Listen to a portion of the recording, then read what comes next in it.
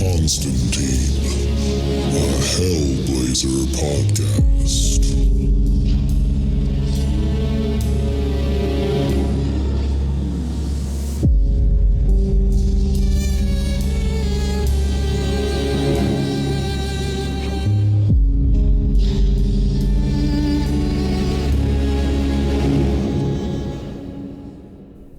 Hey everybody, welcome back to John Constantine, a Hellblazer podcast. Today we are reading issue number 156, and just a little catch up on what's been going on. John is in the town of Doglick in the southern part of the United States, and he came here to pay respects to a man named Lucky who killed himself in front of John because John would not help him. And I guess John knew them from the past, so he wanted to pay respects to that person. Or at least that's what he said. He's also in the background working for the government because someone named S.W. Manor, who's some mysterious person in the background, I guess Lucky owed them a bunch of money or something, and so that's why he was freaked out. He needed John to help him, and John wouldn't, so Lucky killed himself. So even though John came here to pay respects to the wife and stuff, we haven't even seen Lucky's wife in this whole story arc. We've only seen John interact with Lucky's brothers, Richie and Dickie. And they seem like two bad guys. They're into drugs and some kind of pornography ring or something. And John has just been kind of hanging out with them and maybe trying to get away from them as much as possible. But for the most part, he's been unsuccessful and has had to kind of stick around town and only be hanging out with them.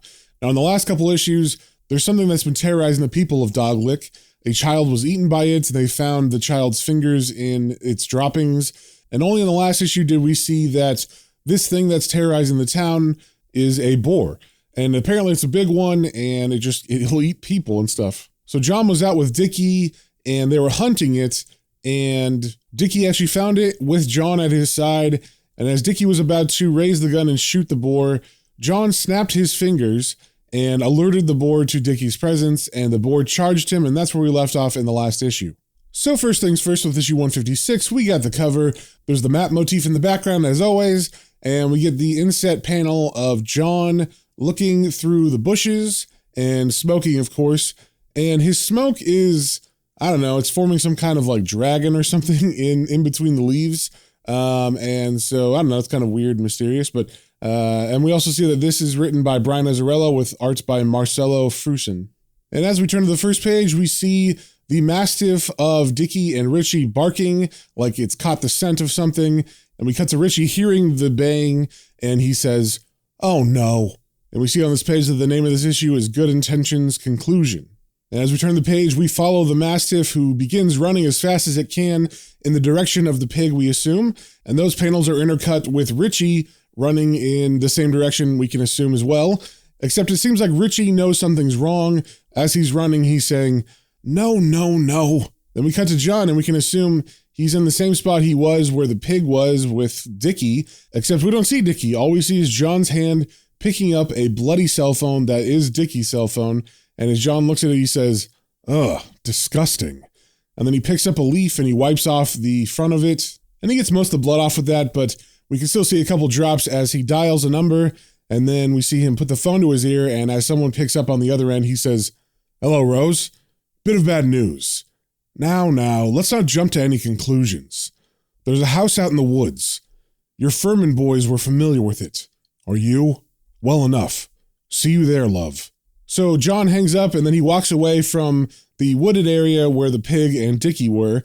And then we cut back to the Mastiff and Richie, and they're both running as fast as they can. And it looks like Richie gets there first. And initially, we don't see what he sees. We just see flies everywhere and him pushing aside branches. But then we cut to Dickie, and Dickie has been mauled to death. It looks like half of his face has been torn off, his guts have been ripped out of him and eaten, and one of his arms is missing. But he doesn't have time to grieve, because as he's looking at his brother's dead body, he hears the dog bay again. So he takes off running in that direction. And as we turn the page, we cut to the dog who has found the pig, and the pig is in some sort of river or pond, like chilling out after he killed Dickie. And we see the dog come at him, and they have this big fight in the middle of this river. But we cut away before we really see anything as far as like a winner or anything. They just are about to collide. And then we cut to the house where Dickie and Richie filmed their video with John. And we see John walk around the back, and we see John walking over to the naked, tied-up woman who's chained to the tree in their backyard. And John says, "It's over, miss." And then he kneels down and he looks her in the eyes and he says, "You're free." And then she looks up at him and says, "Free?" And then someone behind John says, "John, where's Dickie?" And without looking at her, John can tell it is Rose, but he just continues picking the lock of the collar on this naked girl who's chained up. And John answers Rose saying, "The abomination, where he belongs." And then Rose begins to cry and says, "Why?" And it looks like John is having trouble with this collar. So we see him get his wallet out and pull out a lockpick. And then he answers Rose saying, "Why? I understand how a loving wife might turn a blind eye to her husband's unsavory way of making a living. I do. Sometimes we're happier when we're left in the dark. Well, Rose, for better or worse, the sun is up, and we both know you're not blind." And as John begins to pick the lock, Rose asks, "What are you doing?" And John says, "What does it look like I'm doing?" And Rose answers, "It looks like you don't know what you're doing." And John replies, "Well, I bloody well do, and you're not going to stop me, are you?" And Rose answers, "No, John, I won't, but we will." And to that, John turns around finally, and he sees that there's a bunch of people with Rose, and I guess they're all the other townsfolk. And it seems like a lot of them are disabled. There's a lot of men with arms in slings and missing legs and stuff. But before we get more of that scene, we cut back to Richie running up to his dog and this boar fighting. And it looks like the dog is, doing some damage, just ripping off the ear of this boar. But we do see the boar stab the dog in the stomach with its tusk. And Richie is running up with his knife instead of the gun. And as he jumps at the pig, he yells, "No!" I'm assuming because he doesn't want his dog to get hurt. And we don't see him exactly stab anything. We just see bloody panels of the pig and of Richie and of the dog. And so we can just assume he's stabbing the pig over and over and over, and there's blood just gushing out. Then we turn the page and cut back to John standing in front of all those people, and John is saying, "So that's how it is it? Very, very nice." And Rose says, "John, you have no idea how it really fucking is. How do you think these people live?" And John looks at them and says, "From the looks of them, barely." And someone from behind John says, "John?" But John doesn't pay attention to it. He just says to Rose, "Rose, I'm surprised. Disappointed, actually." But then the person behind him says, "John?" And again, John doesn't really pay attention. He just continues talking to Rose saying, "I mean, the bastard you married, his beast of a brother. But you? Fuck. The whole sodding town? Torturing this poor girl." But then the girl pipes up again saying, "But it was my turn." And this stops John, and he looks down at her, and then it's like he puts two and two together, and he looks back at the people, and he says, "My God, Rose?" And Rose turns her back to him and says, "Now you ask questions. Fine." And John tries to interject saying, But she cuts him off saying, "Shut up. Just shut up." And then she turns back to John and says, "Whatever Dickie was in your eyes, he was more of a man than you'll ever be. When the mine closed, nobody had a way of making a living. Nobody. This town, these folks were as good as dead. Dickie, he had an idea. Not one of us liked it, but everyone, including him, understood." And then she walks over to an old woman and puts her arm on her shoulder and says, "We had to do it. That was our responsibility. To each other. So we make movies, nasty movies, for the internet, and we survive. All of us." And then she looks down and says, "Almost." Because of course she means Dickie. But then all of a sudden someone screams out, and as everybody turns to look to see who it is Richie yelling, "Help!" And he's got his mastiff in his hands, and he puts the dog on the ground, and the dog is bleeding pretty bad from the stomach, and Rose goes over and yells, "Richie!" But Richie is just tending to the dog, and he says, He's hurt bad, Rose." And we can see Richie's arm is pretty bad too. He's bleeding profusely from it, and the sleeve has been torn off. And Rose looks at him and says, "Your arm." But Richie doesn't pay any mind. He just says, "He's hurt. We gotta help him. We can't let him die." But in this panel, we can see that there's blood growing underneath the dog in a big puddle, and the dog's face looks like he's already passed out and possibly dead. But Richie's in denial, and he says, "It's gonna be okay, boy. You're gonna be fine. Just fine." And then Rose asks softly, "Hon, have you seen your brother?" But it's like Dickie doesn't hear that question because still talking about the dog, he says, "We can fix him, right, Rose?" And then one of the townsfolk comes up and says, "Richie." But the second the man touches him, Richie yells back, "Get the fuck away from him!" And he looks down at the dog and he picks up its head and he says, "Get the fuck away! He's gonna be fine!" And then he begins to cry profusely, and then he puts his head on the dog's body and continues to scream and cry. And John is just kind of standing there watching all of this, and Rose looks at him and says, "This why you came back to Doglick, John?" And John just kind of stutters, saying, I came to apologize." And Rose asks, "What?" And John answers, "To Lucky's widow." And then with tears in her eyes, Rose begins to laugh, saying, "John, Marjorie packed up and left months ago, right after you killed Lucky died. She hated this place. She hated her own, and she took off as soon as she cashed that crazy life insurance policy he must have had. She took it all and quit on us." And John says, kind of guiltily, I guess, "Well, no one told me." And Rose asks, "Well, who knew why you were here?" And John answers, "Dickie." And then Rose puts her head in her hand and says, "Dickie, Jesus, this just keeps getting better.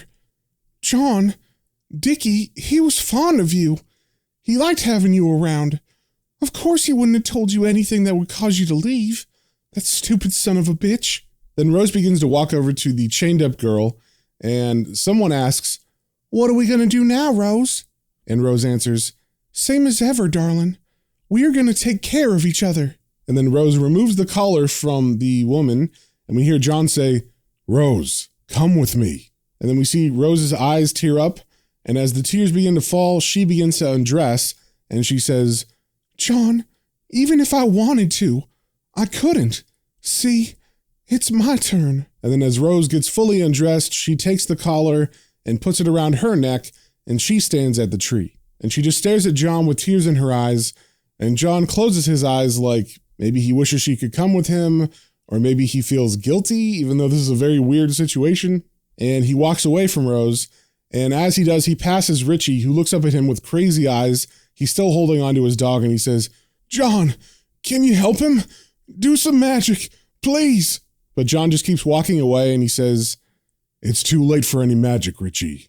Then we turn the page and we cut to the past, and we see young Rose and young John, and they're in a bed together, and they've just had sex, it looks like. And Rose is touching John's chest, and she's saying, "You want me to stay, don't you?" And John says, "Aye." But then Rose sits up and looks at him and says, "So ask me." And I think she thinks John is just being shy, but John doesn't say anything. He just gets out of bed and gets a cigarette and leaves her there naked on the bed. And she gets the message, so she gets dressed, and as she's leaving, she says, "Goodbye, John. I hope you do become a star." But John doesn't even look back at her as she leaves, which makes me question why Rose was so nice to him when he first saw her again. But we leave that memory there, and we turn the page and we cut to the boar in the middle of that water area, and it is dead with a knife in its neck. But we see a lot of the town kids have come to the boar, and they're hitting it with sticks, and one of them even pulls the knife out of its neck and begins to stab it over and over. And these are probably the same kids that were throwing the rocks at the kitten a couple issues back. And I should say that the sun is also going down on this whole scene where the pig is getting beaten by the children. And then we turn the page and we see where Richie is still in the woods. So apparently people did not come get his body out of the woods. And we see a fox approaching him, and the fox begins to rip and tear at something inside of his torso. And then he finally rips that free and he takes off running as the sun goes down. And that, my friends, is the end of the issue. And what a weird conclusion to this story. I did not see it coming that this town and everybody are okay with this weird pornography ring where they tie a woman up and then use them, I guess, weekly or monthly. It's like they have their turn and then they did their duty to the town, I guess. And I don't know how often that happens, but apparently it cycles through all the attractive women in this town. And somehow they made John feel guilty about that. I'm not sure exactly why he feels guilty about that, because it is still a horrible thing. But I guess that's why this arc is named Good Intentions, because John had good intentions. But it turned out that everyone in this town had an agreement, including the young women who were being used in these videos. So that's really weird. And also, John killed Dickie thinking that he was saving this woman, so he had good intentions with that.